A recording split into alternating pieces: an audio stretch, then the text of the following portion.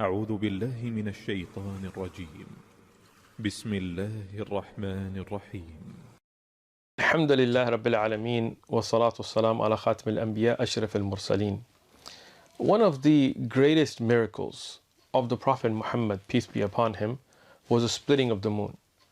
This is something that showed the world that he was no doubt a true prophet. Now, as a Muslim, we believe in this, as we believe in some great miracles of other prophets like Jesus, peace be upon him, and Moses splitting the ocean and so on.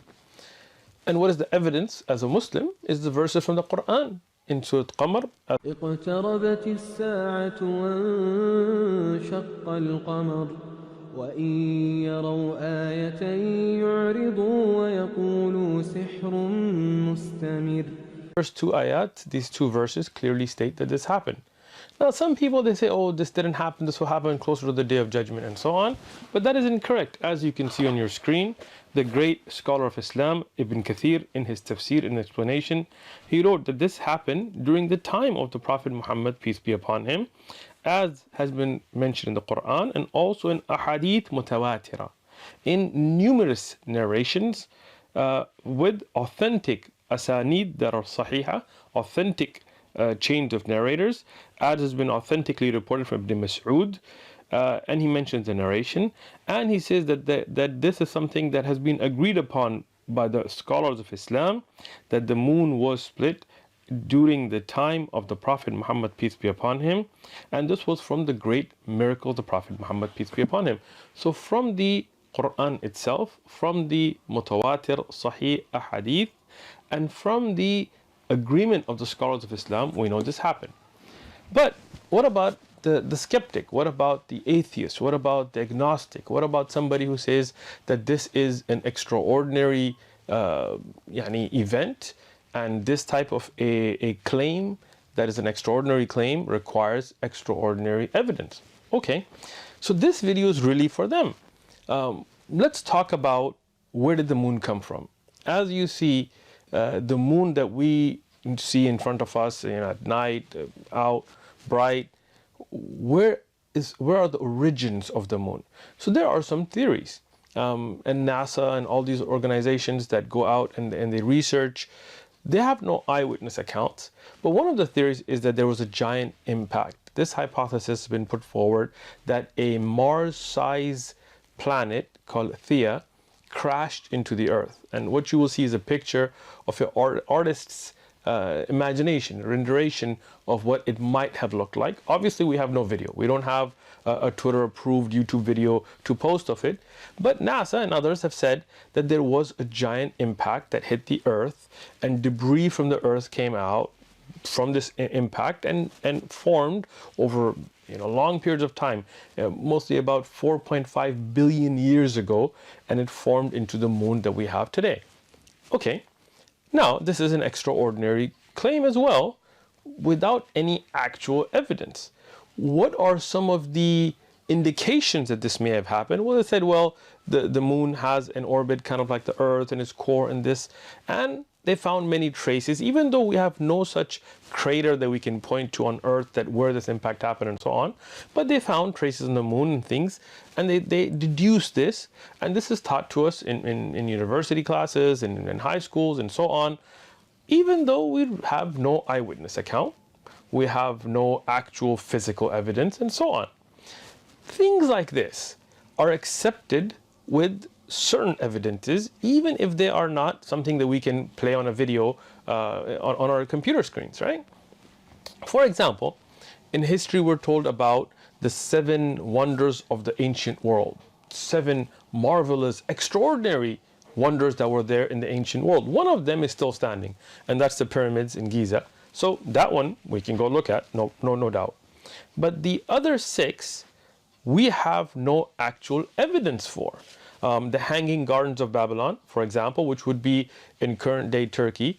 But in reality, there's no physical evidence of them at all. So why do we teach them in history? Why do we accept them? Because we do have some oral traditions. We don't have any written first-hand reports of them. We have no physical evidence of them. But based on many oral traditions, most historians would agree that they did exist. The temple of Artemis, the statue of Zeus in Olympia, Greece, again, none of that stands today. We have no first-hand eyewitness accounts, but from oral traditions about having seen these places, we believe they existed. The lighthouse of Alexandria, something insane. Look at the picture that you have. And these are all artist renditions because we don't have any actual pictures. We didn't have cell phones or Canon cameras to go out and take pictures of them. But based on oral traditions, we do believe that these extraordinary structures existed. The famous Colosseum, the Colossus of Rhodes, all of these extraordinary historic accounts have no eyewitness. So, having said that, we would deduce that even oral traditions are accepted to believe in some very extraordinary claims. But the splitting of the moon is no doubt more amazing. It's something amazing. It's something that is not like a huge building or something like this. So we would want some really extraordinary proof. And no doubt, the splitting and uniting of the moon in a single night is something amazing, something that is very extraordinary, something that it's not a naturally occurring event.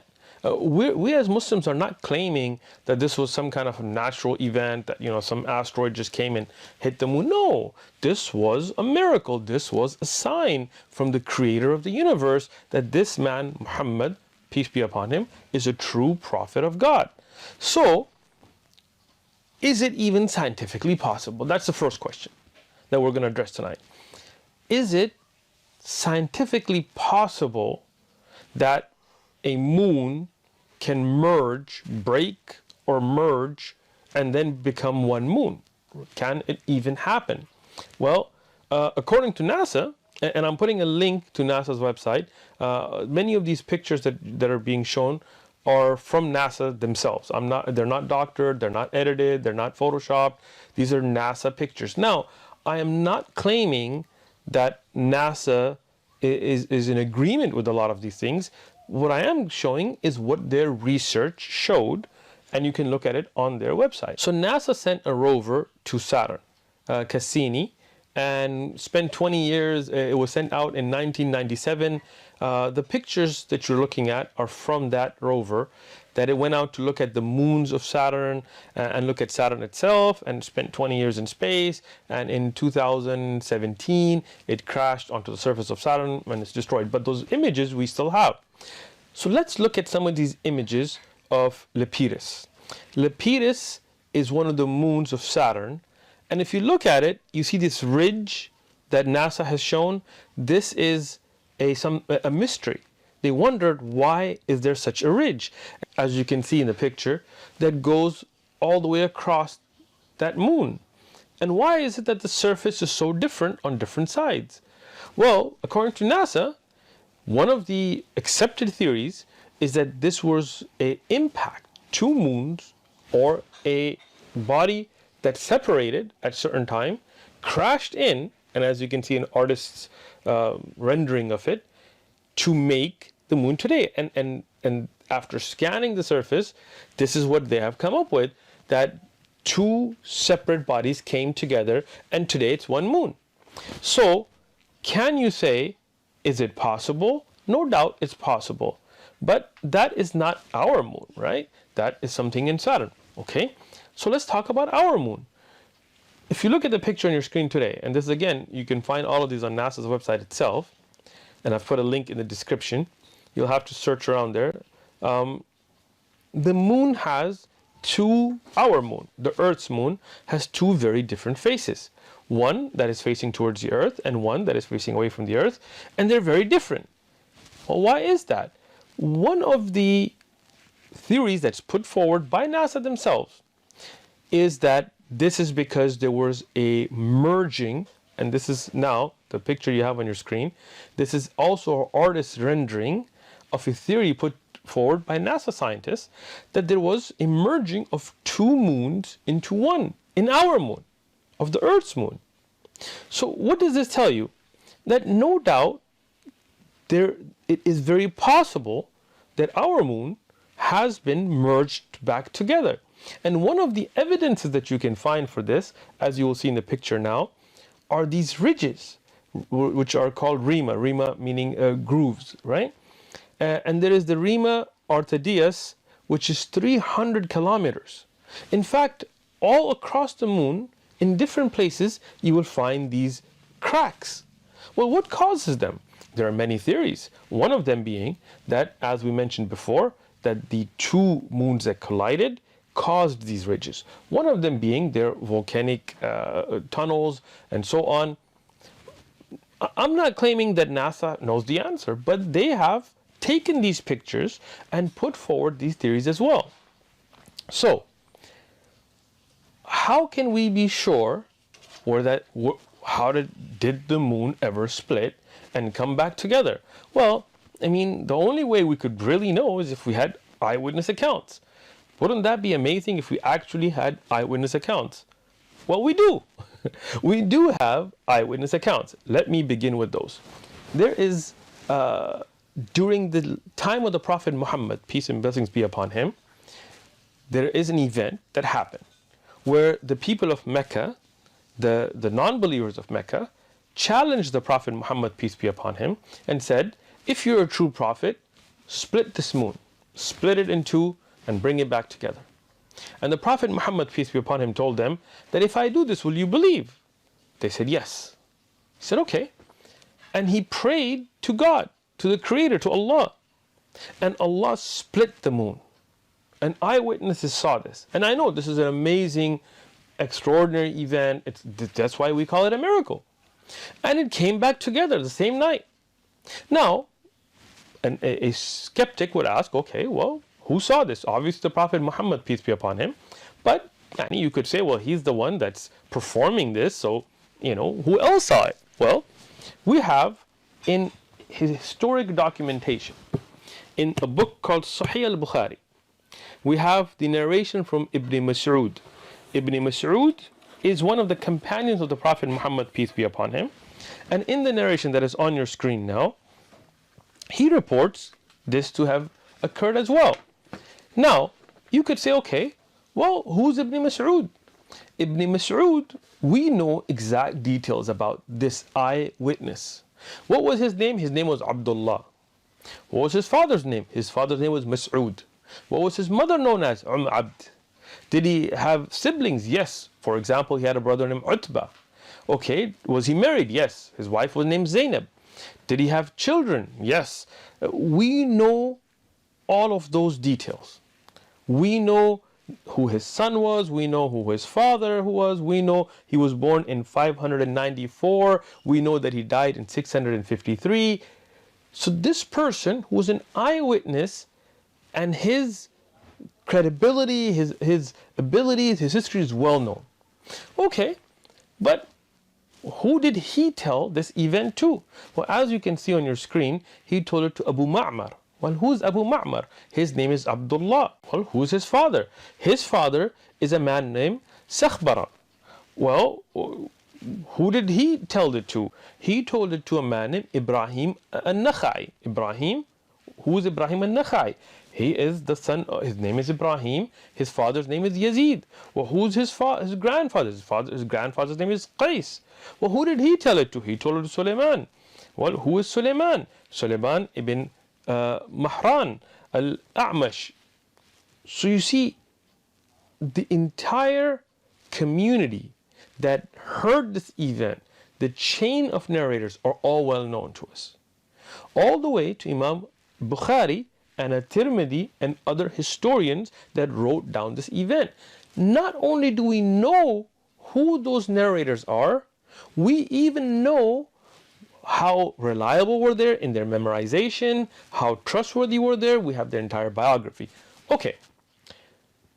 Now, already we have more eyewitness accounts than for the hanging gardens of Babylon or the lighthouse of Alexandria, meaning that we actually know the person, we know their history, who physically saw it. So you could say that if such an extraordinary event happened, why is Abdullah ibn Mas'ud the only witness? Well, he's not. we have more eyewitnesses. Who are they? Let's name more. Jubair ibn Mut'im. Well, who was Jubair ibn Mut'im? He was somebody who was a companion of the Prophet Muhammad, peace be upon him, but he became a Muslim in 628 at the Treaty of Hudaybiyah. So that would mean that before the migration of the Prophet Muhammad, peace be upon him, from Mecca to Medina, which was around 622, he was a non-Muslim.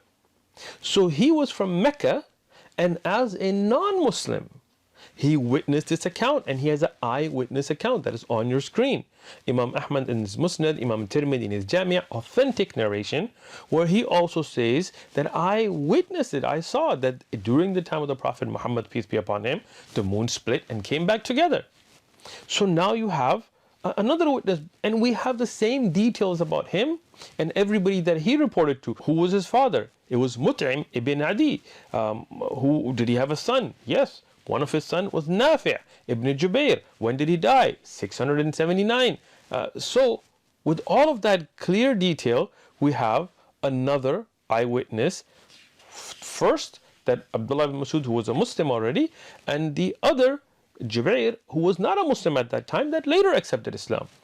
Okay, well, so you got two. How many else can you give us? Many more. Hudayfa ibn Yaman. Hudayfa ibn Yaman, he was also a companion of the Prophet Muhammad, peace be upon him. We have the exact same details: father, mother, children, where he lived, how good was his memory, what kind of a person was he, what he did. All of that detail is present, and Abu Nu'aym and Al-Bayhaqi and others have mentioned his narration. So this is also, it's on your screen. He was also an eyewitness to the account. More, let's give you more. Anas ibn Malik. Anas ibn Malik, the interesting thing about him is he's born in 612 and he dies in 711. And he's from Medina. And he, in Sahih al-Bukhari, he also witnesses this event. So that means the people of Medina were also witnesses to this event. Okay, Abdullah ibn Abbas, also another witness, authentic. We have Abdullah ibn Umar, who was the son of Umar ibn Khattab, famous companion, also an authentic narration. Now, some of them, they are physical witnesses, and there are other companions who were too young, so they asked the people of Mecca who witnessed it and got the information from them. Many, many, many reports. We can go on. But a very important report from eyewitnesses is what's reported by Ibn Kathir in Bidayah wa Nihaya, in one of the famous books of Islamic history called Bidayah wa Nihaya. It is also reported by Abu Nu'aym, and it's also reported by Ibn Sayyid al-Nas. In this narration, it lists non-Muslims who were eyewitnesses. So we've already given you 6, 7 of the Muslims or those that became Muslim after this event that witnessed it. But now I'm going to give you of non-Muslims. Who were they? Walid ibn Mughira. We have his history as well. We have the famous Abu Jahl, whose actual name is Amr ibn Hisham. We have Al-As ibn Hisham. We have As ibn Wa'il. We have all of these people that were non-Muslims. Not just them. We have Al-Aswad ibn Abdul Yaghuth. Yaghuth was one of the idols, and his father was named as the slave of that idol. He was a non-Muslim. Al-Aswad here. Al-Aswad ibn Muttalib, Zam'a ibn al-Aswad, another ibn al-Harith. These 8 mushrikeen, polytheists that were there, they were the ones that challenged the Prophet Muhammad, peace be upon him, and said, if you are a true prophet, split this moon. They are witnesses in this narration that the moon split. Now, this is very important because these are opponents. These are enemies. If the moon didn't split, they would be the first one to come out and say, you know what? We put this challenge and it didn't happen. But they were all eyewitnesses, even as enemies, that the moon did split. Ibn Kathir had this in Bidayah wa Nihaya, and I put the reference and the scan of the book. This is in Arabic, obviously, on the screen. Al-Hafiz Abu al-Qasim al-Tabrani, the famous scholar of history, and others, Al-Qadi Iyad and others have mentioned this narration. Now, Qadi Iyad, one of the great scholars, historians, in his book Al-Shifa, Sayyid Nas, another great scholar in his Uyun al-Athar, and I put the pictures on the screen for you to know about these books. They mention a very important narration, and Ibn Kathir has this in Bidayah wa Nihaya, that not only did these enemies of the Prophet Muhammad, peace be upon him, witness this, but they said that if this man, Muhammad, peace be upon him, has done some kind of magic, this is a trick, then he may have fooled us, but he will not have fooled the whole world. This is a skeptical question, and this is good. So they said, we will ask those caravans that were out to Yemen or to Syria, that were out, that were not in Mecca, whether they saw this event or not. And this is a question that somebody may have. If this event happened, why did people outside of Mecca not see it? Well, they did. In this narration, they asked the caravans that returned to Mecca, and every single one of them confirmed that they also saw the moon split. So now this is very important, because not only did the people of Mecca and a report out of Medina and proponents and opponents all see this as eyewitness accounts, but people that were outside in caravans in Arabia also saw the same event. And this is something that was mentioned in the Quran. If any of the polytheists, the mushrikeen, the idol worshippers saw this in the Quran and had not witnessed it, they would have objected to this. In the later time, this happened in Mecca after the migration of the Prophet Muhammad, peace be upon him, to Medina, and then coming back at Fath of Mecca, the victory of Mecca. They would have said, hey, in your Quran it says the moon split, but we didn't see it. But they didn't, because those mushrikeen, those polytheists, they themselves saw the event as well. Now, as a skeptic, somebody who's agnostic, somebody who's going to question, they may say, okay, you have reports out of Mecca and Arabia and these caravans and Medina, but what about other parts of the world? If some great event like this happened, like the moon splits, then surely people in other parts of the world would have seen it. Well, first thing, it is unrealistic to expect that people would have seen it in the daytime, right? Because we can't see the moon in the daytime. So, you know, in parts of North America and South America and Europe, if you look at time, if it was the early part of the night, obviously this wasn't midnight or 2, 3 a.m. because then people would have been asleep in those days. In the early part of the night, if the moon split, when the people are out, that means that in Europe and the United States, which obviously didn't exist at the time, but let's say North America and South America, it would be daytime. Night had not come. The sun begins its cycle from the east and sets in the west. So that means it would have been daytime. It is unrealistic to expect them to have seen it. Although if you go way back into Japan and Fiji and these areas, then it would have been probably getting very, very late. So most people would have been sleeping. But where is it likely that somebody could have seen it other than Arabia? Well, there could have been reports, no doubt, out of places like India, because Al-Hind, which would be east of Arabia, it would still be, you know, the earlier part of the night. Okay, so why don't we have any reports from there? Well, we do. In the book called Qissatul Shakaruti Farmat, which is in a manuscript format, the actual handwritten manuscript in the British Library, there is evidence that has been produced that there was an account in India regarding this by a king of Kerala, of southern India, that saw this, and later when he met Muslims, he became a Muslim. Now, you can question that report, and I did as well. We want to make sure that we're looking at authentic, well-established history. No problem. So what I did is I emailed the British Library and I asked them about this, and I'm going to read off their email. So the inquiry I sent was to the British Library, which is at 96 Euston Road, London, NW1 2DB, United Kingdom. And I called them and I emailed them and I requested information about this manuscript. The response I got is from the Asian Africa Reference Services India office, that's a subdivision of that service, from the India Office Papers, Oriental Language Publications and Oriental Language Manuscripts. They said, we are pleased to confirm that we do indeed hold in our collection a composite manuscript, and the reference number is IO Islamic 2807, On portfolios 81 through 104 verso, there is an account of an Indian king having witnessed the splitting of the moon and converting to Islam. The manuscript is entitled Qissatul Shakaruti Firmad and is listed in our published catalogs with the following: a fabulous account of the first settlement of Muhammadans in Malabar under King Sakaruti Krenagoro, a contemporary of Muhammad, peace be upon him, who was converted to Islam by the miracle of the division of the moon. So there is such a manuscript, but can you say this was a first-hand account? Can you say this is a historically acceptable account? Well, they are, the library in Britain is not qualified to do that. They can just tell you there is a manuscript. So what I did is I reached out to the National Digital Library of India. And this is a project in India where they have taken many manuscripts across India, and they have made a project of digitally scanning them and putting them up. This is a central library. It is an ISO certified library, as they have put in their email, under ISO 9001:2015, and so on and so on. So I emailed them about this manuscript and if there were any other historic documentation that they had.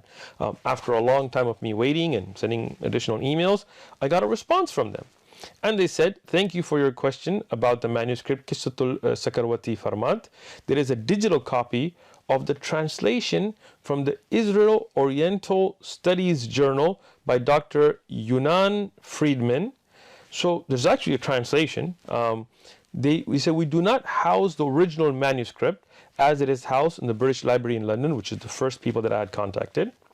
As for the record of a king named Shakarwati Farmas, also pronounced Farmad, and his observation of the splitting of the moon and later embracing Islam, then this is well documented in many manuscripts that are housed in the National Digital Library of India.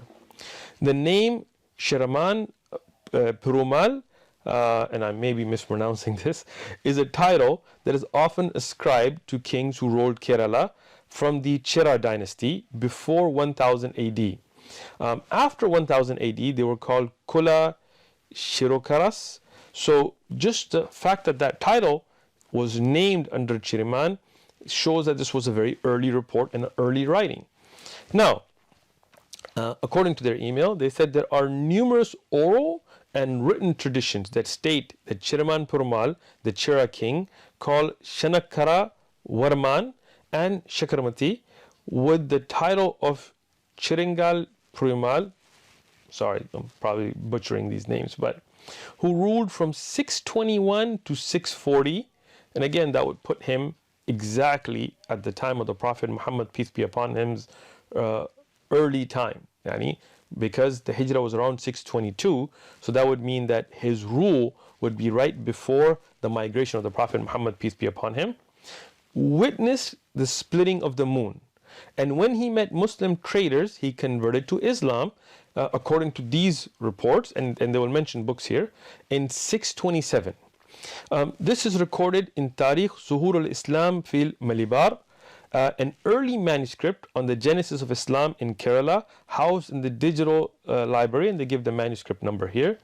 This is supported by what is documented in the book Tuhfatul Mujahideen by Sheikh Zainuddin, then this was also confirmed by Dr. Hermann Gundrit, a German Christian missionary, scholar, and linguist.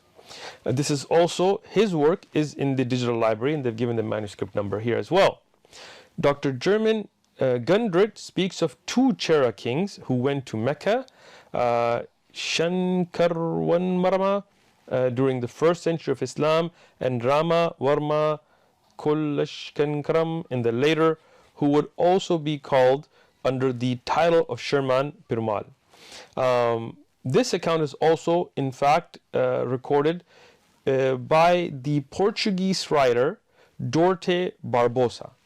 And we have a manuscript here in the digital library for that as well. He writes about a mighty king named Sherman Perumal who ruled Kerala, converting to Islam, and ordered the Sherman Mosque, which is still standing in India. This was built in 629 AD after the death of Chirman Purmal, who died in the Arabian Peninsula, according to these reports. This is also confirmed by another Portuguese writer named Joás de Barros and Diogo Alcortos. Both of them have confirmed these events as well in their historic writings that have been recorded in manuscripts that are in the digital library. He ends this email with, in India, it is well known part of our history, and the accounts of Chera kings who witnessed the splitting of the moon is well accepted as a historically proven record with oral and written traditions. Other historic events of them as recorded in Al-Isaba of Ibn Hajar. Now, this is the end of the email from the National Digital Library of India Project, Central Library. They gave their ISO certification, phone number and contact report up on the screen by Ibn Hajar Asqalani. In summary, when we look at an extraordinary claim, no doubt we have provided here extraordinary evidence. Eyewitnesses, and not just eyewitnesses, those that were proponents and opponents, those that were in the same city of Mecca and those that were outside of Mecca. Those reports are all eyewitness first-hand reports that have been verified and documented. On top of that, we have seen reports that are historically acceptable. They do not meet the level of criterion that Islamic scholars have for checking of Jarh wa Ta'dil, but they are acceptable reports, historic reports out of India, of multiple sources that orally and in written format have documented that there was a king in India that witnessed this and later accepted Islam.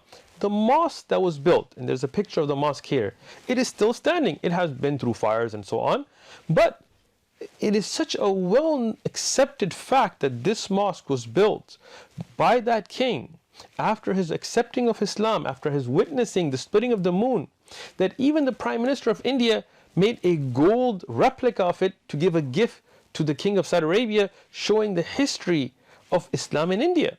And there's a picture of this that I've put on the screen here for you to see. All the information about the kings of India and what happened during that time frame have been accepted through such reports. So this, collaborated by the eyewitness accounts in the time of the Prophet Muhammad, peace be upon him, that are no doubt verified, show clear evidence. There is more evidence presented here than for most of history. Columbus coming to South America and where he landed and what happened between him and the Incas and the Aztecs and so on. Who were the eyewitnesses to these accounts? Who did they tell this account to? Who were their parents? Who were their children? How reliable was their memory? We don't know. Because of those oral traditions, because of writings that are way after them, we accept these accounts. So what I say is, when you have eyewitness accounts, people who were verified that saw this, proponents, companions of the Prophet Muhammad, peace be upon him, also opponents, polytheists, not only that they were present there, but in other parts of Arabia that saw this event. And not just that, even when this claim was put forward, none of the polytheists for years after that were present ever challenged it. None of them said, when did the moon split? It's in your Quran, your Prophet said it, we didn't see it. No, they accepted that it happened, but they made excuses, it was magic, it was this or that, but they accepted it, that this miraculous event did happen. And corroborating evidence, historic evidence from India, as this non-Muslim historian, he's a Hindu, from India has confirmed that this is accepted history through many manuscripts, many writings, oral traditions. When we have all of this together, then no doubt this was an event that occurred. And this was a miracle of the Prophet Muhammad, peace be upon him. And we encourage everybody who's a skeptic, everybody who wants to question, to go out and read more about the life of the Prophet Muhammad, peace be upon him. Because the greatest miracle of the Prophet Muhammad, peace be upon him, the Quran, is still with us. Take it, read it. The life of the Prophet Muhammad, peace be upon him, read about it. His other miracles, read about it. And let them be a guiding force for you.